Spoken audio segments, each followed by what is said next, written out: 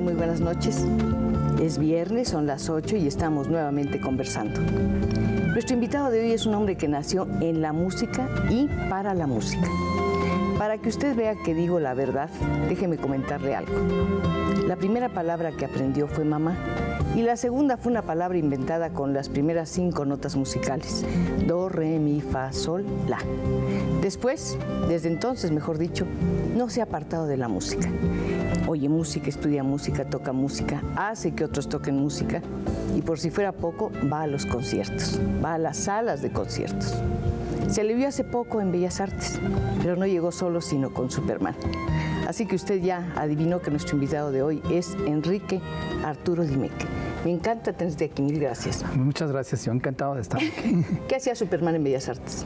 Pues visitándonos, dándonos, yo creo que un poquito de su fuerza y de su inmortalidad, que es lo mismo que tienen todos los compositores. Entonces nos vino a acompañar para ayudarnos a seguir adelante, siempre con trabajar y entregarnos con esa fuerza de acero como la que tiene Superman.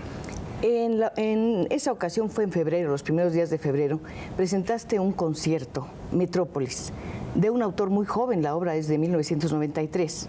¿Qué tan difícil es cautivar a un público con una obra nueva, de la que no hay antecedentes?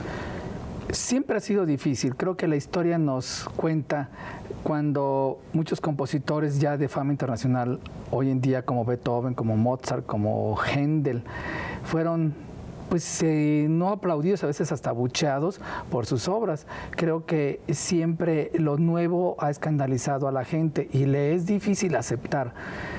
Pero creo que hoy en día que estamos acostumbrados a escuchar de todo y hemos pasado por épocas en donde existía también lo que se llamaba anticonciertos, que eran en épocas en que la música, en lugar de, vamos a decir, de ser con sonidos agradables, trataba de escandalizar al público.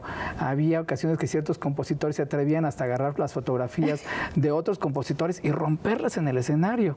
Era un happening. Era un happening, exactamente. Entonces se divertían y les llamaban anticonciertos. Entonces la gente se ha ido acostumbrando a toda clase, pero como que hemos vuelto a la época en donde el sonido tiene que ser agradable al oído. Y creo que pues hasta cierto punto de eso se trata la música. Estamos rodeados de ruido desagradable y parecería que ese ruido consume o llena todos los espacios y no deja oír la música. Efectivamente, aunque hay quienes piensan y creen en que la música es todo o sonido que se pueda crear, inclusive hasta el silencio. Y yo creo que pues tienen razón, pero todo tiene que ser con armonía, todo tiene que ser con un propósito, con algo que decir, con una expresión interna de la persona, con un reflejo, yo creo que de la sociedad y de los tiempos que vivimos. Pero hay que saber que si vamos a crear más disgusto o vamos a causar cierto placer o cierto descanso del espíritu con la vida cotidiana. ¿Llevar a Superman a Bellas Artes es una provocación? Yo creo que hasta cierto punto algunas personas lo pudieran pensar así, pero esta obra que fue compuesta entre los años 1988 y 1993 fue pensada en los cómics de las tiras cómicas del periódico y que se han desarrollado en los cuentos y que bueno, ya creció hasta en películas y programas de televisión.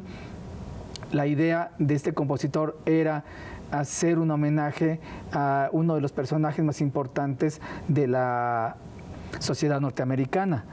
Pero además es muy bonito pensar que una orquesta sinfónica puede traer a un héroe popular. Exactamente, porque es un hombre que que ha sido reconocido en todos lados, entonces por eso se llama popular. Pero no le quita la característica de ser un personaje de literatura. Y como nosotros estamos ahorita haciendo teatro y literatura, estamos interpretando también a un superhéroe, como no ha existido tanto en las otras obras literarias como Don Quijote. Es un superhéroe, aunque sea alguien que medio lunático y medio inventando sus propias historias para sentirse un caballero, como puede ser también Romeo y Julieta, que son héroes, que son personajes que nos han dejado tanto, que nosotros hemos podido aprender de ellos, o que hemos creído que hemos aprendido de ellos. Esperemos que aprendamos algo, ¿no? Mencionaste dos héroes, Superman y Don Quijote. ¿Se parecen? Creo que se parecen mucho, pero como decía, la obra literaria describe a Don Quijote como un personaje, como un héroe, pero cuando nos damos cuenta que casi todas sus aventuras son ilusiones, puede uno pensar que es un antihéroe, porque en realidad no está combatiendo contra nada real. Pero eso mismo nos hace ver que cuántas veces nosotros nos creamos ilusiones de muchas cosas y podemos, con esas ilusiones, salir adelante, podemos conquistar muchos vamos a decir, muchas trabas en la vida, muchos problemas de la vida, podemos conquistarlas, podemos salir adelante, y muchas veces también eso nos puede llevar a un fracaso. Creo que todo debe de ser mesurado, y que si vemos y estudiamos la literatura y la podemos asimilar y aprender, podemos también aplicar algo de eso a nuestras vidas. Nuestro invitado de hoy, bueno, pues ya lo escuchó ustedes, Enrique Arturo Dimec. Él es director de la Orquesta Sinfónica Nacional desde hace ya prácticamente 8 años. Sí. Este encuentro es un homenaje a tu trabajo y al de tus músicos. Muchas gracias. Cuando uno te ve tan apasionado por la música y luego te oye decir mesura, parecería una contradicción. ¿Se puede amar con mesura la música? Yo creo que definitivamente la pasión tiene que tener una disciplina, precisamente para poderla dar con toda la entrega, con ningún, vamos a decir, atuendo, que uno pueda desnudarse en frente del público. Uno tiene que tener mesura, uno tiene que tener disciplina, uno tiene que haberse entrenado para hacer eso, porque si no, también uno va a reventar ahí. ¿Y cuál es el propósito de reventar? Ninguno, porque entonces eso ya es de una manera alocada, es una manera sin control. Creo que la pasión, como en todo, tiene que tener una disciplina. Pues lo mismo con un actor. Si un actor se apasiona demasiado con su personaje y no domina esa pasión, creo que no lo va a poder interpretar. Efectivamente, uno tiene que saber cómo es el personaje, hasta dónde llega ese personaje también, que uno pueda decir, hasta aquí puedo yo poner de lo mío, de lo que yo soy, con el personaje, y también del estilo de personaje que estoy interpretando. Entonces, sí tiene uno que tener la mesura. Hay teléfonos, por supuesto, en el estudio. Participen de esta conversación con uno de los más jóvenes y brillantes directores del mundo. Se le considera realmente uno de los mejores. A mí me encantaría que usted le preguntara cosas que se le ocurran en este momento. A mí se me ocurre preguntarte, ¿alguna vez tuviste tiempo de niño para leer una tira cómica, para acercarte a Superman o a Tarzán? Sí, tuve el privilegio de todos los niños, ¿no? De poder acercarse a los juegos, de poder hacer muchas cosas, pero siempre con la idea de aprender, con la idea de crecer, porque en realidad pues, la mayor parte de nuestro tiempo la pasábamos estudiando. Pero como mi papá fue una persona que era maestro de música, entonces tenía una academia, mi mamá aprendió de él y todos empezamos a estudiar juntos. Mis hermanos me refiero, porque somos 8 y todos empezamos a estudiar la música. Hasta cierto punto mi papá creó una atmósfera alrededor de nosotros para que nosotros no nos sintiéramos como los niños extraños de la cuadra, porque eso es muy peligroso. Cuando tú eres el único que no lee las tiras cómicas, el único que no se entera lo que está pasando en la televisión o en el radio o la música de la época, que esos también fueron momentos raros para nosotros, al descubrir que existía otro tipo de música aparte de la música clásica. Pero sí, leímos a Memín Pingüín, leímos no me imaginaba. Sí, en serio. Leíamos pues todo lo que estaba en el momento de la época, y las tiras cómicas del periódico obviamente siempre han existido. Y en algunos momentos, pues sí, uno los vive y se disfraza de ellos, que uno es el llanero solitario, y entonces coge una de las hermanas chicas es Plata, la otra tiene que ser Pinto, y así les va tocando a cada quien, y si uno es Superman, pues al otro le toca hacer Mixpitilic. ¿Alguna vez fuiste Superman? Nunca me gustó el personaje de Superman como para hacerlo yo.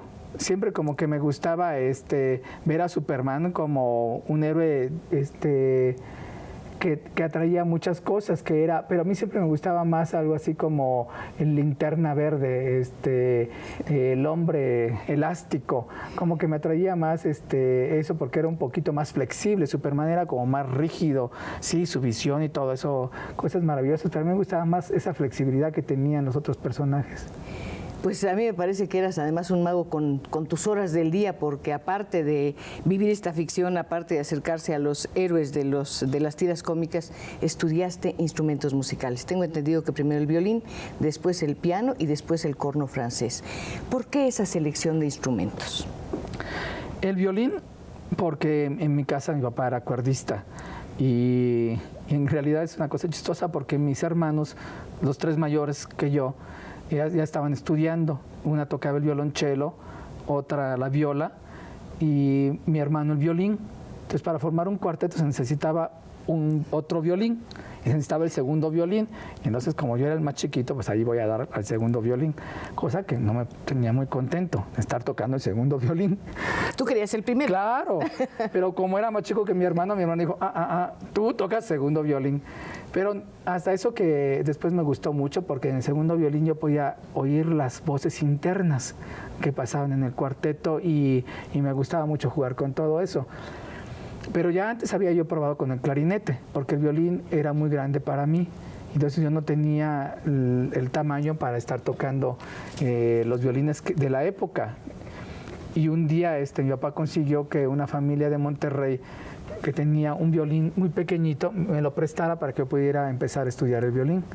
¿Cómo saltas al piano? Al piano, mi mamá tocaba el piano y ahí fue cuando empecé yo a estudiarlo y en cierta forma me gustaba mucho el piano porque así podía yo acompañar a mi hermano en sus sonatas o en sus conciertos y aprendía yo mucho ahí, más armonía, a hacer yo mis propias 4 voces o 5 voces y lo podía hacer yo solo. Después descubro el corno francés. ¿Cómo lo descubres? Siempre te lo quise preguntar. ¿Sí? Eso para mí fue el momento más feliz de mi vida, porque llega la Sinfónica de Guanajuato a Monterrey. Nosotros habíamos crecido en Guanajuato una época, después nos fuimos a Monterrey y llegando ellos a tocar en una plaza importante de Monterrey, tocaron la Sinfonía del Nuevo Mundo. Y el primer corno tocaba con un gusto que dije yo, ese es el instrumento que yo quiero tocar. Y me enamoré del instrumento que me quedé realmente cautivado, que yo quería tocarlo toda la vida. ¿Te cautivó la forma? ¿Te cautivó el matiz, el tono? Porque finalmente habías tenido una experiencia maravillosa con el violín, con el piano y con el clarinete. Sí, me cautivó esa forma del instrumento, ¿no? El rollo que mide 8 metros de largo, pero está todo enrollado y lo tomas de esta manera y metes la mano aquí detrás del pabellón del corno. Y además, una vez más, la flexibilidad del instrumento, que puedes tocar suave, puedes tocar grave, puedes tocar agudo, puedes tocar fuerte y puedes tocar con una vitalidad que me encantaba. Bueno, tocando el piano puedes ser solista, tocando el violín también. ¿Puedes ser solista tocando el corno francés? Y perdona que te lo pregunte. Es una pregunta muy tonta, ¿sí? No, sí hay conciertos para corno. No hay muchos y son muy difíciles. Pero hacer una carrera de cornista solista, pues es para 2 o 3 en todo el mundo, porque casi ninguna orquesta contrata a un cornista para tocar solo. Pero dentro de la orquesta tiene un repertorio muy importante. Porque si bien el violín es el rey de la orquesta, como lo han dicho muchos compositores, el corno viene siendo el centro de todos los instrumentos, porque es el que puede tocar con las cuerdas para darle un sonido más pastoso, y puede tocar con las maderas y puede tocar con los metales. Entonces esa flexibilidad del corno siempre me ha atraído muchísimo. Cuando nos contaba el maestro Dimec de su casa, del ambiente musical que había desde su infancia, nos contaba su relación con los demás músicos de su familia y decía que cuando tocaba el violín, el segundo violín, podía tener oportunidad de escuchar las voces internas del grupo. ¿Cómo son esas voces internas? Pues en su gran mayoría es esa parte media aburrida que todo el mundo dice, ¿no? Esa un pa, o pizzicatos, clan, clan, clan, clan, clan, clan. Porque el violín primero casi siempre tiene las melodías, ¿no? Y el cello tiene pum, pum, pum, pum, pim, pum, pum, pum, pum. Tiene como que el bajo. Entonces esas partes internas como que eran muy interesantes, tenían un movimiento, tenían también esa, una vez más, la flexibilidad de poder de repente tocar una melodía y acompañar a la octava baja o a la tercera al violín primero, o ir con la viola tocando las melodías, contramelodías que el violín estaba tocando. Entonces, toda esa flexibilidad siempre me ha llamado mucho la atención en las voces internas. Siempre has estado en un grupo. Sabes lo que es precisamente el diálogo de los instrumentos musicales. Mientras se da ese diálogo, ¿qué ocurre en la cabeza de un músico? Pues yo creo que debería de ocurrir. Eso ¿qué pasa? ¿Quién sabe? Pero lo que debería de ocurrir... Pero vas pensando en tus cosas, puedes escapar de las notas, puedes enriquecerlas con pensamientos o a lo mejor con el recuerdo fugaz de alguna lectura. Sí, es que hay diferentes tipos de música. En la música clásica existe música que fue escrita por el simple sentido del arte, para darle la belleza a la música. No fue inspirada sobre ninguna historia, no fue inspirada para dar más que pues, la belleza, el arte por el arte. Pero hay música que fue compuesta hacia Dios. La música de Bach fue compuesta con la idea de una reverencia al Señor, una reverencia a la creación, una reverencia a la vida. Y luego hay música que fue escrita para que uno comunique una sensación, una manera de sentir, un sentimiento. Entonces hay música que llora a uno, que uno debe de llorar y debe de transmitir ese sentimiento tan profundo. Y hay música que hizo para divertirse, música que hizo para alegrar a la gente, para alegrar inmediatamente a aquella persona que estaba pues un poco apachurrada, que estaba muy sentida o muy cansada. Entonces toda la música tiene sus diferentes momentos, sus diferentes épocas, y uno como intérprete, porque eso es lo que uno es, le corresponde primero empaparse, alimentarse del estilo, de la música, de todo esto, para después expresarlo, sacarlo y comunicarlo y darlo al público, al recipiente. En ese sentido, un músico es como un actor. Absolutamente. Como un lector de poesía. Sí. Es todo eso, es como un atleta, es como un poeta, es como un lector de cualquier de noticias, porque muchas veces está uno dando como la última noticia y escandalizando a la gente. Entonces tiene uno que ser como un actor.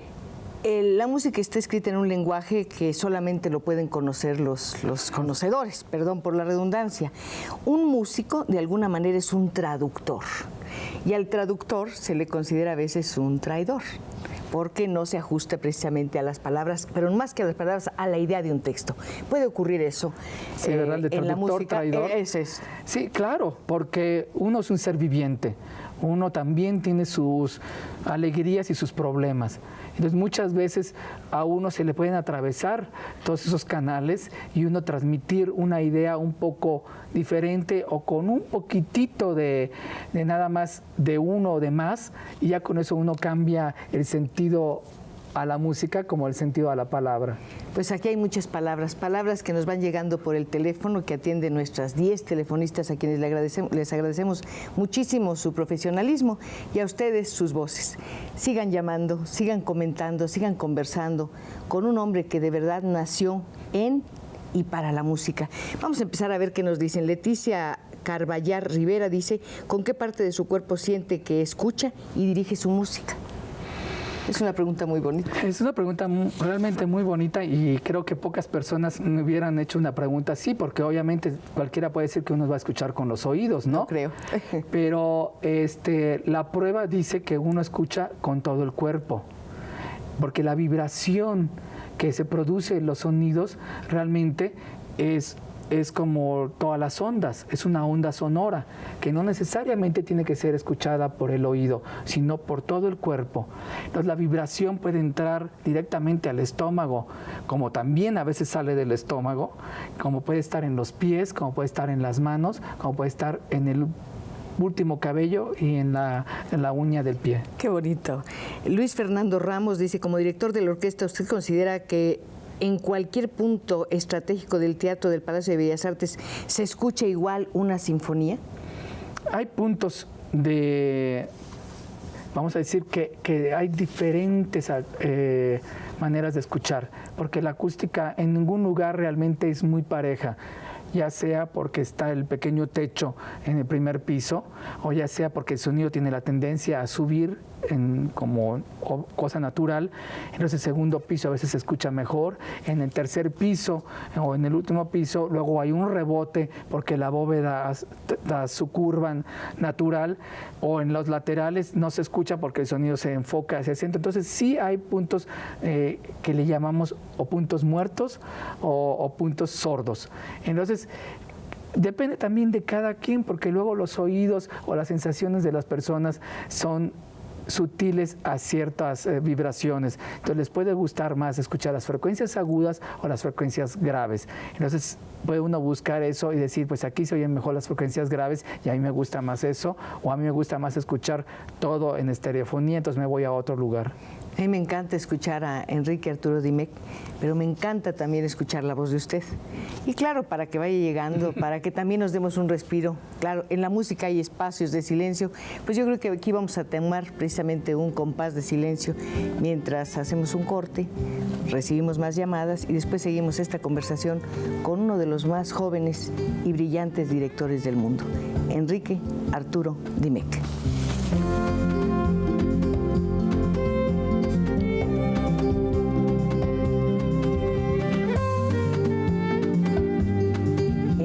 Lapso del corte, aunque usted no lo crea, Enrique Arturo Dimec me contó un chiste, nos quedamos un ratito callados y llegó una llamada encantadora a la que le voy a dar paso.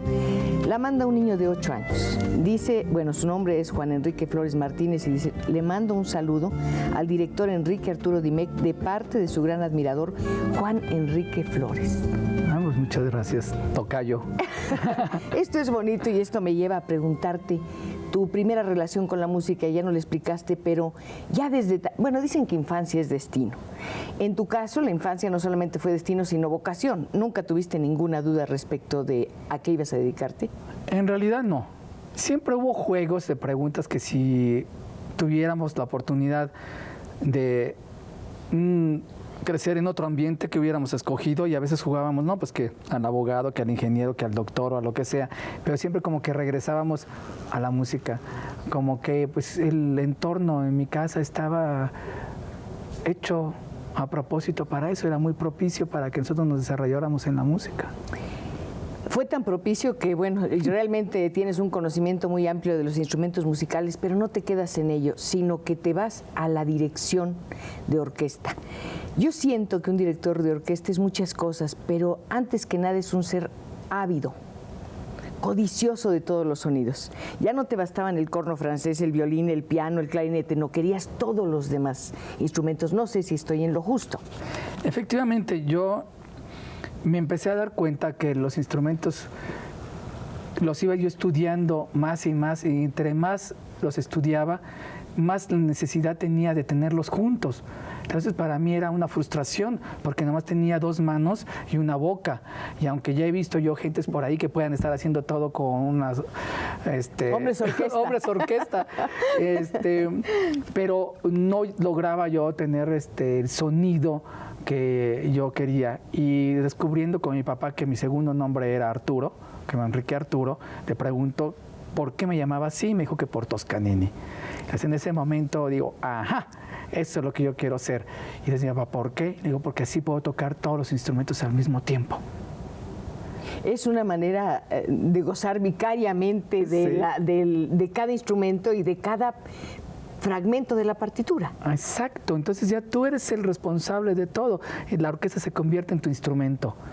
¿Cómo se prepara un director de orquesta? ¿Le basta con tener un muy buen oído, tener muy buena memoria para la música, tener disciplina? ¿Cómo? ¿Le falta algo más? ¿Necesita algo más? Bueno, muchas cosas, ¿no?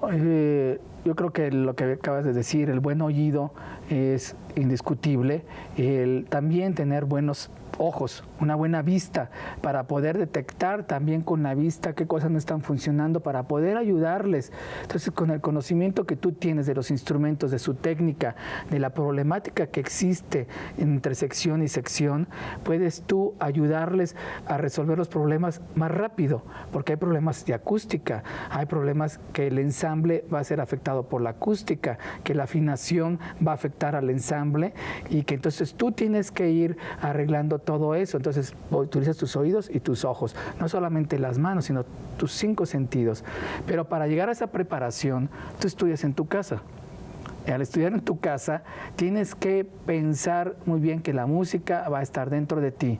No va a estar en la partitura ya jamás, sino tienes que estudiar para poderla asimilar, para que después tú estés libre enfrente de la orquesta y puedes detectar todo lo que no funciona. La memorizas completamente. Así es. Pero tienes además en la memorización de la partitura fragmentación de cada parte. Sí, claro, porque la partitura tiene una estructura, claro. Entonces tiene una forma y tú tienes que estudiar esa forma, tienes que darte cuenta si el compositor está utilizando X forma, vamos a decir como en la poesía existe la manera de hacer una frase, en la música también existen las frases, existe lo que llamamos nosotros el fraseo. Entonces tú tienes que saber que ese fraseo te está llevando a una exposición, que te está llevando a un desarrollo y a una exposición de los temas. Entonces tú le tienes que dar esa forma desde la primera nota hasta la última nota y te tienes que encargar de que esa coherencia exista, aparte de que existan las precisiones, la afinación y todo lo que ya sabemos y hemos hablado antes. Una frase se dice, tiene un ritmo, tiene una cadencia, tiene inclusive una velocidad de acuerdo con la respiración. Así es. Tú puedes alargar o acortar una frase. ¿Pasa lo mismo con el fraseo musical? Absolutamente. Es exactamente lo mismo. Tú tienes que pensar, y para eso tenemos que respirar. Un violinista tiene que respirar antes de tocar. Por eso es que muchas veces los violinistas hacen... porque están respirando, porque tienen que saber qué velocidad van a tomar y hasta dónde va a llegar su frase. Es cuando tú ves a un violinista que ni se mueve, le hace así. Entonces, es que este no sabe ni lo que está tocando, o está leyendo, o está tocando como una persona automática, o no está disfrutando lo que está haciendo. Tiene que respirar, es muy importante la respiración. La respiración, los movimientos. Hay directores de orquesta que son muy violentos en sus movimientos. Hay otros que parece que no están. Esos dos estilos, ¿de qué manera tú los mezclas o los eliges para diferentes ocasiones? Según las obras. Si la obra es de una gran pasión, pues tienes que entregarte a ella, tienes que sacar la pasión de la orquesta, porque es tu instrumento, para transmitirlo al público. Entonces tienes que entusiasmarlos. El director realmente, después de todas las cosas que hace en un ensayo, lo que tiene que hacer es entusiasmar más al músico para que dé más. Es un animador. Es un coordinador. Sí, es todo eso. Es un coordinador, es un animador, un inspirador. Un ángel y un demonio también. También, porque muchas veces tienes que describir cosas que no son necesariamente agradables. Si estás tocando una marcha fúnebre, estás tocando un dies irae que está llamando a la muerte, o estás tratando de espantar a alguien, tú tienes que sacarlo. Pero hay música, como decíamos hace rato, que está hecha exclusivamente por el simple y sencillo arte. Entonces tú tienes que ser como las estatuas clásicas griegas. Clásico totalmente, dar el fraseo, darle la forma correcta, sin exagerar, sin irte a lo dionisiaco, a que te tome ese fuego y te derrita, sino con todo el mesuramiento adecuado que requiere la música. Ahora, hay muchos directores que dicen que en los ensayos está todo nada más y en los conciertos tú te tienes que salir y quedarte atrás y ni moverte, que entre más te muevas, peor es para la música.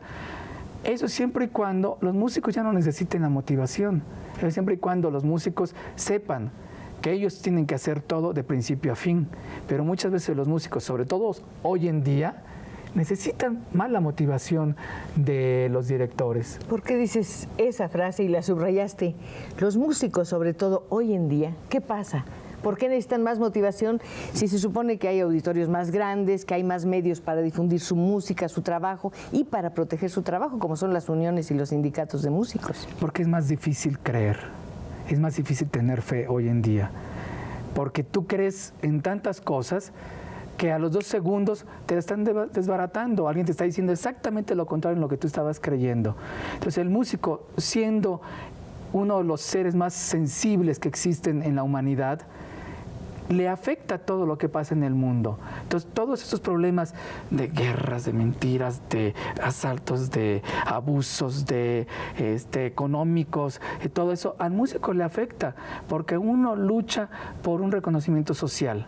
Uno lucha por ser reconocido como un profesional, no como un entretenedor de fiestas o una persona que nada más está allí atrás, sino uno lucha porque uno trabaja toda la vida, uno estudia toda la vida.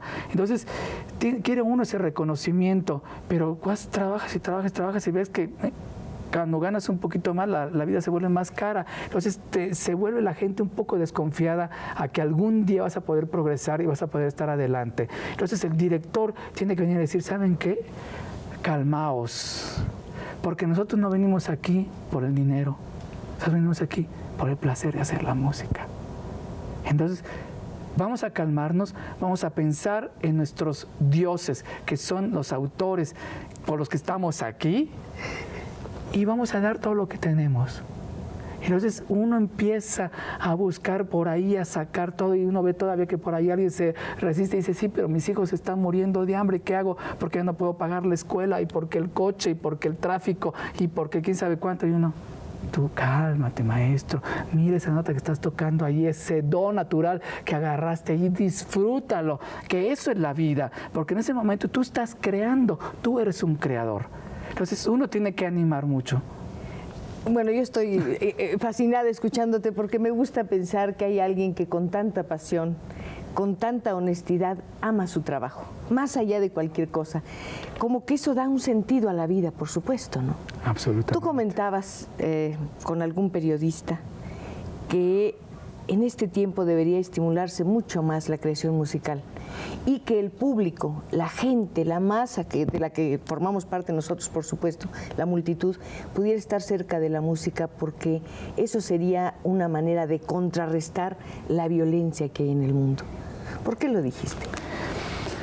Lo digo porque efectivamente la demostración que acabo de hacer ese rato, cuando le digo yo a un músico que hay que disfrutar hacer ese do, porque uno está creando, en ese momento está uno tocando el nervio más sensible de cualquier ser humano.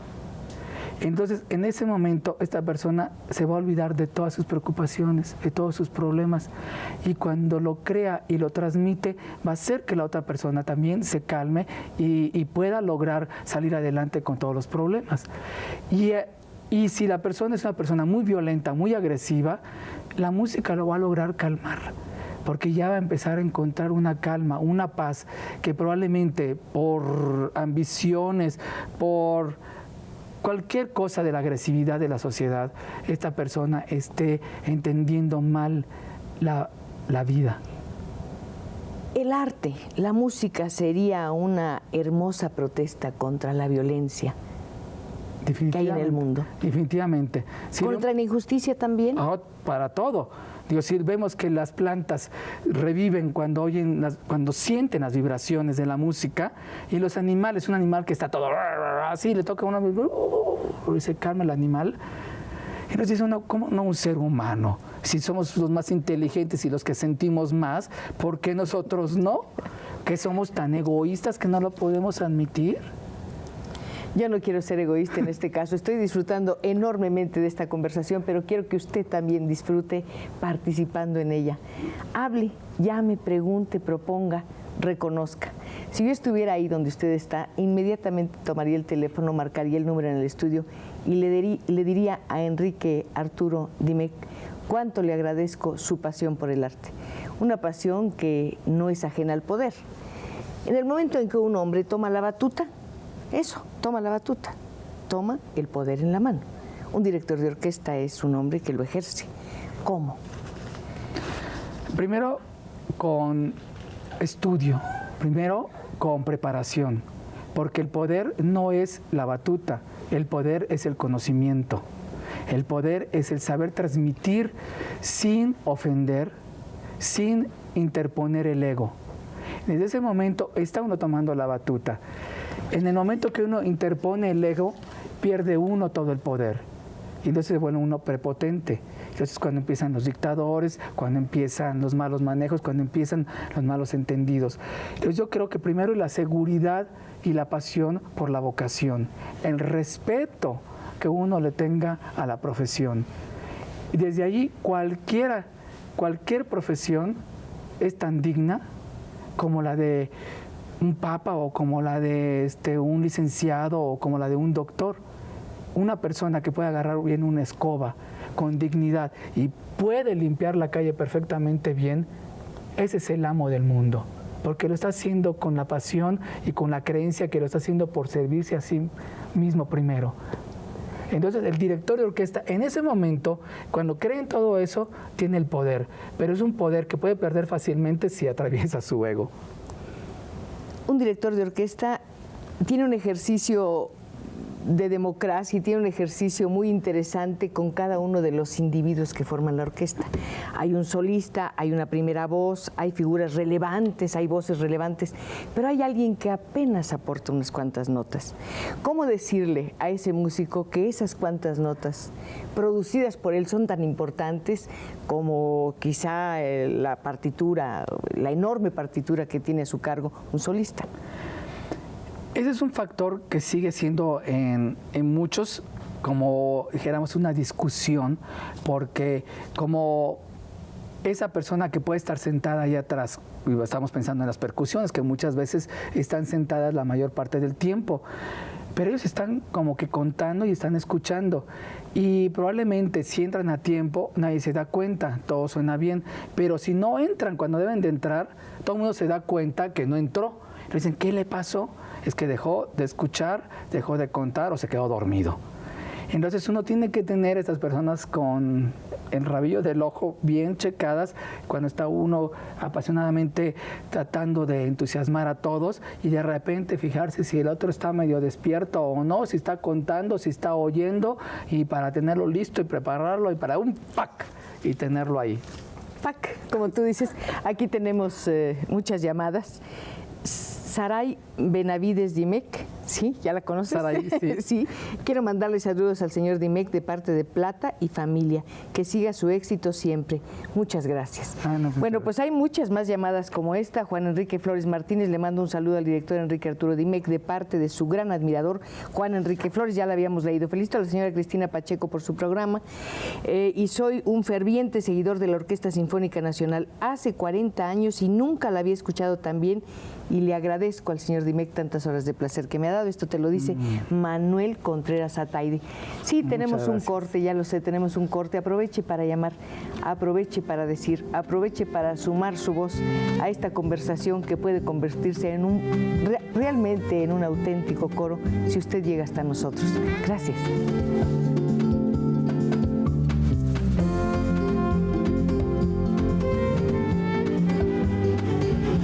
Fortuna llegaron más llamadas y algunas realmente encantadoras.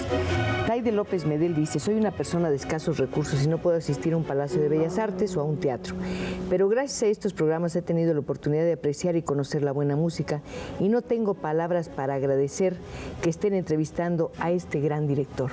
Es una persona para la que evidentemente tienes una importancia que va más allá de la música misma. ¿No lo sientes así? Pues muy bonito, y yo como responsabilidad es mucha, pero creo que cuando tiene uno una pasión o algo que decir, uno tiene que tomar esas responsabilidades y tratar de no defraudar. Yo creo que nunca has defraudado, además siempre estás pensando en la gente y eso nos gusta mucho. Haber sacado el concierto de Bellas Artes, ponerlo ahí afuera de Bellas Artes, que la gente lo pueda ver, es decir, la música clásica, el espectáculo operístico, yo creo que es uno de los grandes regalos que se le han dado a un pueblo al que le han quitado tantas cosas. Pues sí, efectivamente, siempre tratamos de buscar algo para darnos más al público. creemos que el elitismo que se le atribuye a la música clásica no es una forma real, digo yo, es injusta, porque no es porque seamos elitistas, porque toquemos en Teatro de Bellas Artes, significa que tocamos ahí porque la acústica es adecuada para el lugar, porque si tocamos afuera tenemos que amplificar con grandes micrófonos por todos lados y con amplificadores electroacústicos, que no va a ser el sonido real que producimos nosotros. Por eso es que estamos en un lugar un poco más pequeño. Ya empezamos a tener micrófonos de mejor calidad que pueden darnos una fidelidad más adecuada y que puede transmitir el sentimiento real de la música clásica, que entonces ya podemos hacerlo poco a poco más frecuente. Pero sí quisiéramos estar más con la gente, y creo que ciertos gobiernos o ciertos pueblos pueden hacerlo mejor que otros, porque algunos tienen como que la tradición y lo saben apoyar, porque por desgracia esto cuesta como todo, porque si todo fuera yo te doy, tú me das, pues no costaría nada y nada sería elitista en el mundo, solamente existiría la manera de que tú me ayudas y yo te ayudo. Tú me rascas la espalda, yo te rasco la tuya. Pero como todo cuesta, pues también mantener una orquesta de 120 músicos que tienen familias y que tienen instrumentos que pagar, que son muy caros. Entonces todo eso se va acumulando, que dice uno, pues sí es caro, pero si uno toma en consideración que ir a Bellas Artes uno puede pagar 15 pesos por entrar a un concierto, si uno con una credencial de estudiante o pertenece a los del INSEMA o pertenece a la SEP o a Bellas Artes, pues no es tanto. Ya casi cuesta más el taxi que ¿cómo se llama? Que entrar a Bellas Artes a escuchar un concierto. Entonces todo es cuestión de enterarse bien, de estar informados en muchos medios de cómo informarse para saber lo que cuestan y probablemente ahorrar un pesito todos los días para poder tener esa satisfacción. Es una bonita idea. Sí, que además es muy barato comparado con las otras actividades que hacemos en el día. Las personas me dicen, es que es muy caro, pero vas a la discoteca. Y digo, ¿cuánto te cuesta entrar a una discoteca? Tú, jovencito, que no ganas nada, tu papá te lo da y nomás entrar te cuesta 75 pesos. Y aparte de ahí invitas a la novia, al amigo, al cuate, al chaperón para que en quién sabe cuántas cosas te sale aquello en 500 pesos la noche, si es que no gasta más. Y dice, es que 15 pesos es mucho. Pues no, es que lo que pasa es que no estaba bien enterado. No se dio cuenta de cuántas facilidades hay para poder asistir a un concierto. Lo que decías de no estar enterado nos lleva un poco al asunto de los medios y la cultura. Parecería que los medios siempre se ocupan al último de informar acerca de la cultura. Es menos redituable, es menos llamativo, por lo menos eso se cree, aunque últimamente realmente en la ciudad hay una oferta cultural impresionante.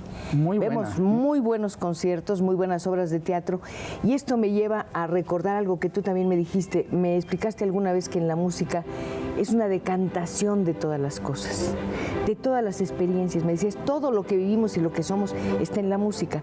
También las artes, el resto de las artes están presentes en la música. Absolutamente. Existe la ópera, que precisamente eso significa, ¿no? Ópera significa obra. Y entre comillas, la gran obra. Y es porque ahí llegan todas las demás artes. Ahí hay teatro, ahí hay todas las artes plásticas, porque existe la pintura, porque se pueden pintar las cosas, se hacen diseños de ropa, se hacen diseños de las coreografías, se hace iluminación, ahora se pasan videos, se pasan películas, y está obviamente la parte central, que es la música y el canto.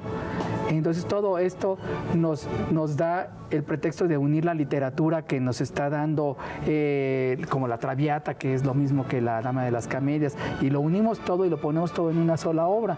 La música sinfónica a veces no se nota que tiene todo eso, pero también lo tiene.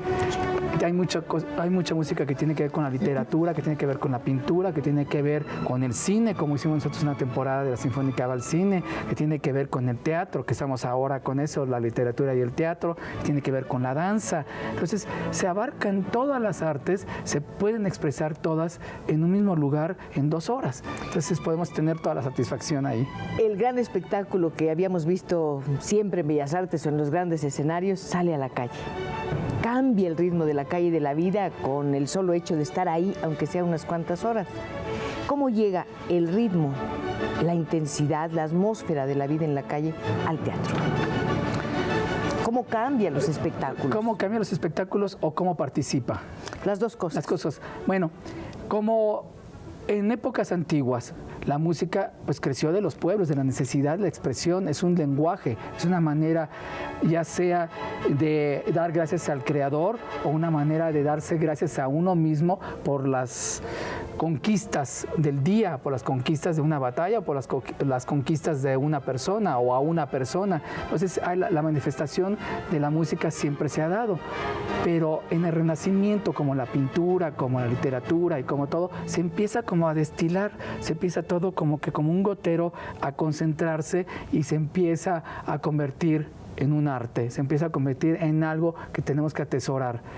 Y entonces estas obras empiezan a buscar su lugar específico para ser ejecutadas, pero son danzas, son canciones populares, son cánticos de la iglesia y todo que nosotros conocemos y podemos expresarlos, pero son estos señores compositores que se dedicaron a ponerlo ahí y a hacer una obra específica, a convertirla en arte, y así es como participa el arte popular, que siempre ha existido, que sigue existiendo, y que una persona pueda agarrarlo, tomarlo y convertirlo en algo muy especial para mostrarlo y ponerlo en un escaparate. Y así como tenemos Platón, que podía ser cualquier cosa para poner ahí una fruta, para comer o para poner queso, lo estamos convirtiendo en una obra de arte en este momento, lo estamos exhibiendo. Así pasa con la música, así pasa con las obras de arte. Esta charola de Olinalana es un apoyo que nos concede muy amablemente, como siempre, Fonart. Y es maravillosa, ¿no? Sí, es preciosa. Y hablando precisamente de gente maravillosa, yo tengo que mandarle un saludo a un hombre excepcional, a un generoso maestro y amigo, al maestro Fernando Benítez, que espero esté viendo este programa, porque hoy volví a dedicar su columna del periódico al programa que nos tocó vivir, pero no, lo importante no es eso, lo importante es que Fernando subraya historias de la vida, historias que están pasando ahí, algo que nos afecta a todos y que él lo señala con mucha sabiduría y generosidad al pensar en el programa de su servidora. De veras, Fernando, muchas gracias y ojalá que nos llamaras. No me imagino qué le dirías, sí me imagino qué le dirías al director de orquesta que hoy de veras nos visita y lo agradecemos como un lujo extraordinario. Fernando se ha ocupado mucho de los indios de México, como sabes. ¿Hasta qué punto la música y la cultura indígena ha influido en la música europea, en la música que oímos con respeto y con entusiasmo?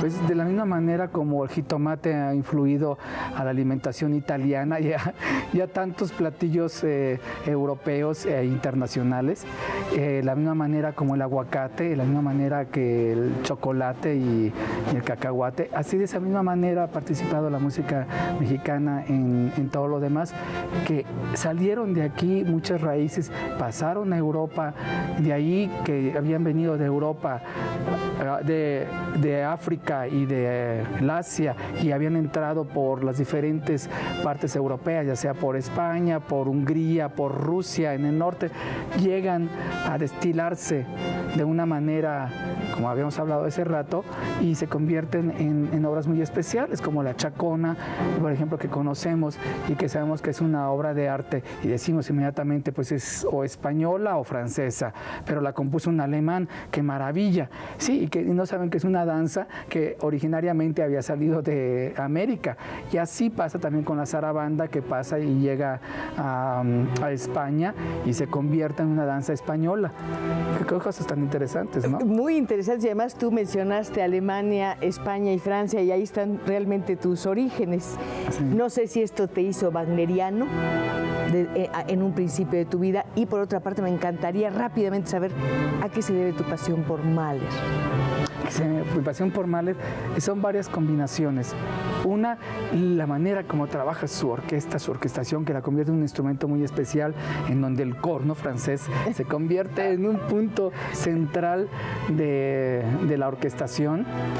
La pasión con la que escribe, cómo sale de una parte tan profunda, tan interna, y se convierte en una cosa tan humana. Entonces todo eso me atrae muchísimo de Mahler. Yo escuché que alguna vez dijiste que lo oías con absoluta y total pasión.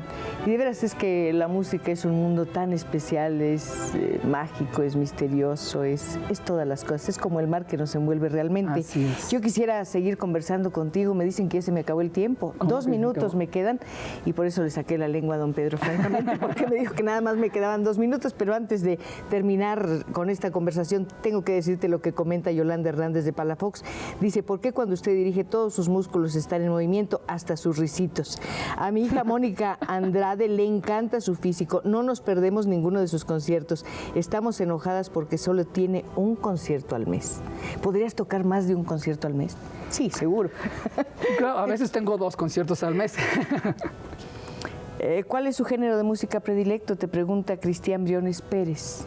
Pues todos, yo trabajo todos los estilos, pero el que casi me conocen más en México es por el romántico y posromántico, aunque me encanta el impresionismo y me encanta trabajar con Händel y la época barroca. Si en este momento tú fueras a dirigir una orquesta y tenemos 1 minuto, don Pedro, después nos arreglamos usted y yo, ¿qué concierto te gustaría darnos a todos en este momento?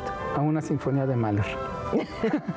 Bueno, definitivamente la pasión por Mahler está presente. Yo creo que en la mirada, en las palabras, en la actitud de nuestro invitado de hoy está también clara su pasión, que es su vocación, es su destino, es todo por la música. La música nos puede ayudar a ser mejores, nos puede ayudar a abrir espacios donde podamos reflexionar.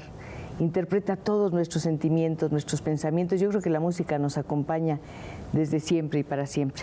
Y créeme de veras que desde siempre y para siempre yo guardo para ti un enorme cariño, una gran admiración y agradecimiento, porque en muchos momentos difíciles nos has dado música a muchas personas sin conocernos, sin saber nada de nosotros. Nos has abierto un mundo absolutamente mágico. Pues muchas gracias, ustedes también me han dado mucho, me han apoyado muchísimo y pues doy gracias por estar aquí. No tuve concierto en viernes porque por lo regular los viernes tengo concierto y ahora por las circunstancias no me tocó dar conciertos. Bueno, pero fue un concierto de palabras.